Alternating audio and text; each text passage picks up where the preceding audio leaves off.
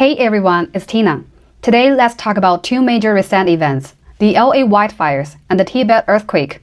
Both are reminders of how powerful nature can be. But what really stands out is how differently the United States and China handle disasters. Let's break it down. The LA wildfires burned for 5 whole days, tearing through 160 square kilometers and racking up $50 billion in damages. And the response? Honestly, a mess. The mayor and governor look like kids getting scolded. One stammering, the other awkwardly silent. Fire hydrants ran out of water. There were not enough firefighters.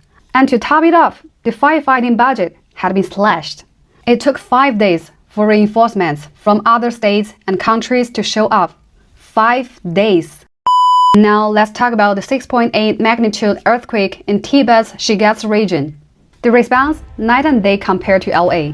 Within 24 hours, China had mobilized nearly 800 firefighters, 150 vehicles, and even sent Y-20 transport planes. By 8:30 p.m., tents were up. By 9:70 p.m., more tents were lit up. By 10 p.m., power was back. And the next morning, people in the disaster zone were already eating hot meals. Talking about efficiency, it's insane how fast they got everything done. The United States more government approach. The US runs on the small government model. And it really showed here. Budget cuts, privatized water resources, and leaders who seemed unprepared for a crisis. It's a system that works for day-to-day life, giving people their freedom. But in a disaster, the cracks show. The Chinese big government model.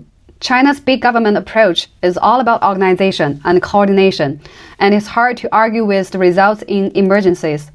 From getting firefighters and the military on site to restoring power and sheltering survivors, they don't mess around. Sure, it might feel restrictive in normal times, but when disaster strikes, it's a lifesaver, literally. Two systems, two outcomes. At the end of the day, both systems have their pros and cons. The United States model boosts freedom and economic growth, but struggles under pressure. China's model may feel strict, but it shines in moments of crisis.